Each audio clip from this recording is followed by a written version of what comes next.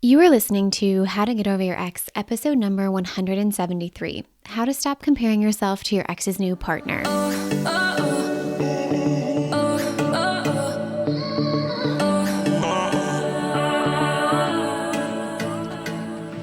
Welcome to How to Get Over Your Ex, a podcast on getting over your ex without it just taking time. I'm your host, breakup coach Dorothy. Let's turn your pain into power and your heartbreak into happy.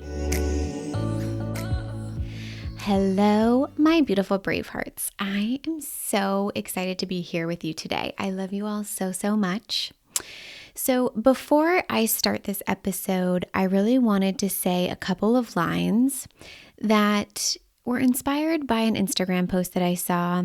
It wasn't like the same exact wording, but they said something about how people were succeeding and it didn't mean you were failing. So it really reminded me of how we view comparing ourselves to our ex's new partner, and I just wanted to read it.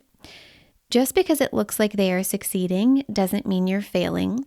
Just because it looks like they are happy doesn't mean you can't be. Just because it looks like they have a great relationship doesn't mean you don't or you won't. And just because it looks like she has it all together doesn't mean you don't or can't. And I really want to be clear that we add "it looks like" in front of because we never really know how someone is actually doing, right? We might have a perception.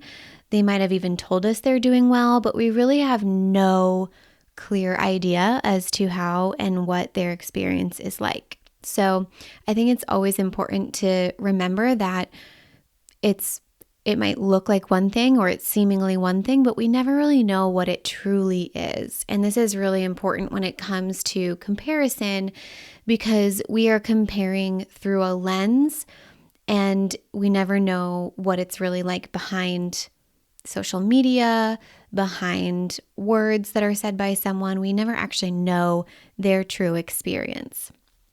So here's the thing. I really understand comparison of the new partner. I did this so hard in my breakup. And some of you know that my ex started dating someone immediately, and she wasn't just someone. She was like a really awesome person. I had kind of known her through acquaintances and was familiar with her, and she was just awesome. She was fit, she was beautiful, she was kind, she was seemingly smart. And I remember stalking my ex's Amazon account because we had shared an Amazon account. You guys, this is how deep it goes, right? And I remember watching what he would purchase, and he purchased these books on human anatomy. So I was instantly like, of course she's smart. She does all this science stuff. Absolutely. And y'all might have heard the French braid story, but she could French braid her hair, which I have always made it mean that clearly she's got it all together. And my friend, my now friend, who is a former client, Megan, and I talk and laugh about the French braid all the time. Anytime we're talking about hair, she's like, "Have you learned to French braid?" And I'm like, "Actually, I just learned how to French braid. I think it was like 2 or 3 weekends ago." But it was just so funny because for some reason I grew up believing that people who knew how to French braid their hair really like had their shit together. So it's just really, it's a topic that's near and dear to my heart. So maybe you're comparing yourself to the new partner your ex has, whether your ex moved on quickly or it's been some time. It really doesn't matter how long it's been. It can be an experience that feels difficult or heavy and that you might have a lot of feelings about, and that's totally okay. I want you to welcome all of it. It's all valid. It's all welcome. And I talk a lot about it all in episode 4. So you're welcome to go back and listen to that as well as this one here today. So I've really helped a lot of brave hearts inside of the Get Over Your Ex program with comparing themselves to the new partner or even to their ex, and really just comparison in general. And what I've learned throughout 4 years of doing this and talking about comparison and coaching on comparison is that as humans, us thinking that we aren't supposed to compare at all, I think is a straight up lie and a disservice to ourselves. Because it's just a natural human thing that we do is to compare. And I remember researching this for a workshop that I was doing in a different coach's platform. And what I had found is that comparison was really useful back in caveman days, to figure out what you were good at and what you weren't good at so that you could help the tribe survive. And with that being said, I think it's just a natural thing. And just like pushing down our feelings only results in explosive reaction, right? Pushing down resentment can build into a big explosive reaction, or pushing away thoughts of our ex only perpetuates even more thinking and obsessing over our ex. The same thing happens with comparison. When we resist comparing ourselves, we actually create more of it, meaning when we try not to compare at all, you might find yourself comparing even more, or you think about not comparing even more, and it can become compulsive or just generally frustrating. And I want to offer that maybe the comparison isn't necessarily the problem, but what we do with that comparison is.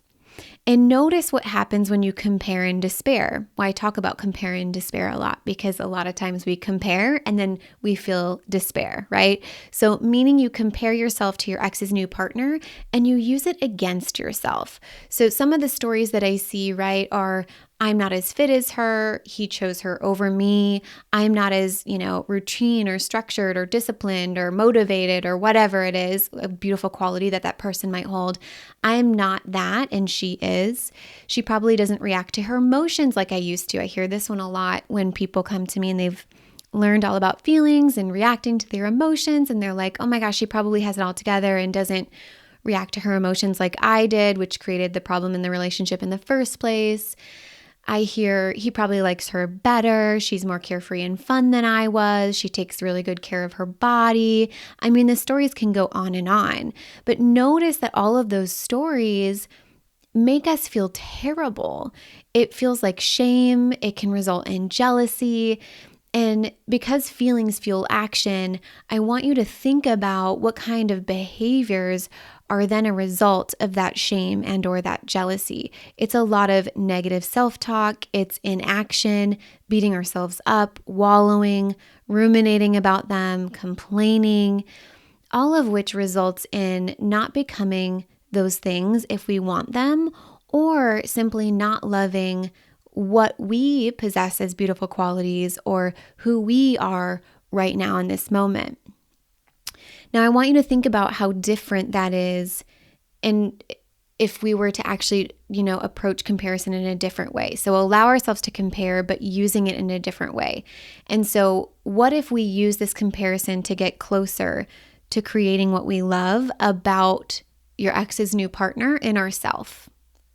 If we want it, right? If you actually love those things about them and you admire them, why not use that as inspiration or motivation to create that for yourself? I eventually learned how to do this and it was beautiful. So instead, you can say, I'm going to be as fit as she is. I can't wait to make my routine as structured as hers. I really admire that she's learned how to allow her emotions. I'm learning how to do that as well.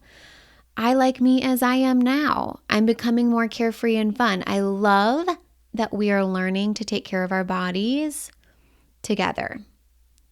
Because remember, how you feel will fuel your action and then your end result. So those stories amping up yourself and the new partner then gets to feel inspiring and maybe even like a collective go us. What would that be like? It's a completely different dynamic, right? Like, girl, teach me how to French braid. Baby girl has a beautiful French braid. I love that she's learned how to do that. It has now shown me that I want to learn how to French braid. And again, I know that's a silly example, but it was a real example for me. And what's beautiful about this is you get to feel excited, maybe even motivated, which will lead to actions like follow through, right? Actually learning how to do the thing, actually going after what it is that you really admire in someone else, doing what you said you were going to do, showing up for yourself, positive self-talk, which will then also lead you to positive talk about others, learning to do whatever is necessary to create the outcome you want. All of that is so fun, right? Now, here's the second thing I want you to remember, because comparison is natural, is that we also have to recognize that every single person on this planet is experiencing the 50-50 experience. Meaning, even your ex's new partner, who's seemingly perfect, right, in your mind, and your ex experiences 50% negative emotion and 50% positive emotion. So even when you get there, meaning you create the outcome you think is so great that they have, doesn't mean you're going to feel better. Which then also means you don't need to look like them to feel better. You don't need to act like them to feel better. You don't need to get your ex's approval or admiration to feel better. Each of them individually and in their collective relationship together are experiencing the 50-50 just like you will from here on out. Meaning each of them separately from the relationship that they're in, they're experiencing 50% negative emotion. And in the relationship that is seemingly perfect right now, doesn't mean it's void of negative experiences or negative, emotions. So here's what I would strongly suggest we start doing if comparison's going to be a natural habit, or I don't want to use the word habit because we don't necessarily want it to be a habit, but if comparison's going to be natural and you find yourself obsessively comparing to your ex's new partner, I have 5 steps for you, okay? The first one is we've got to notice that we're comparing. Now, if you're listening to this podcast, I'm assuming you've already gotten there, right? You're like, I am so sick of comparing my ex to, or I'm sick of comparing myself to my ex's new partner. So you've got to notice that you're doing it though before we can make any changes. So notice you're comparing. 2, don't try to avoid it or push away the comparison. What would happen if you welcomed it in? Like, oh, I'm here and I'm comparing myself to this person. Let's welcome it in instead of pushing it away or telling myself I'm a shitty person or I don't have a handle on myself because I'm comparing. Totally normal, absolutely natural. Let it in. 3, remember the 50-50 experience. It's not better there than it is here. The way she looks is not better or worse, and you're not going to feel better if you looked exactly like her, if that's what your brain is telling you. She or he is experiencing 50% negative emotion just like you. And you getting to that place isn't going to solve all of your problems, isn't going to make you feel amazing all of the time. And that's really important to remember. Number 4, and this is the most important step that I need you to hear that we haven't talked about too much yet, is you have to decide if what they have is truly something you desire. Because it might not always be the case. French braid. I'm like, do I really want to learn how to French braid? That's like a fun thing to learn. Sure, let's learn how to do that. But do I want to be as structured or rigid or routine as this person is? Or do I want to find a different way of life to flow and surrender to what is and things like that? And again, there's no right or wrong, good or bad, better or worse. It's simply really checking in with yourself and asking, do I want what they have or do I think I want what they have? And secondly, I would piggyback off of that and say, in what ways do I already have that? Because a lot of times when we're in comparison, again, coming from despair or defeat, we don't even see what we already have that is so similar. We don't even look for all of the ways that we are amazing already, and maybe we don't necessarily want to change or have what they have. I had a client, Lisa, she was on the podcast, so I can use her name. She was beautiful and amazing, and I remember at one point, she was like, I'm so grateful that this new person took my ex off of my hands. So even if you think that you want your ex back and you're like jealous or comparing yourself to this woman saying, my ex loves this person more than me, I really would question whether or not that's true. Do you really want that version of your ex back who doesn't necessarily want to be with you? And it's a really important question to ask yourself. So, like I said, number 1, notice you're comparing. 2, don't try to avoid it or push it away. Welcome it in. 3, remember the 50-50 experience. 4, decide if what they have is truly something you desire. And 5, use your comparison in a new way to motivate you and inspire you instead of shame you into bettering yourself. Because remember, your feelings fuel your actions, which create your results. So if you're fueling actions from shame, that experience is going to look different and the results in your life will look different than if you're fueling yourself with motivation. And if comparison is going to happen regardless, why not fuel ourselves with motivation instead of shame? Okay? So, in the end, comparison is totally normal. The pushing away of comparison only leads to more of it.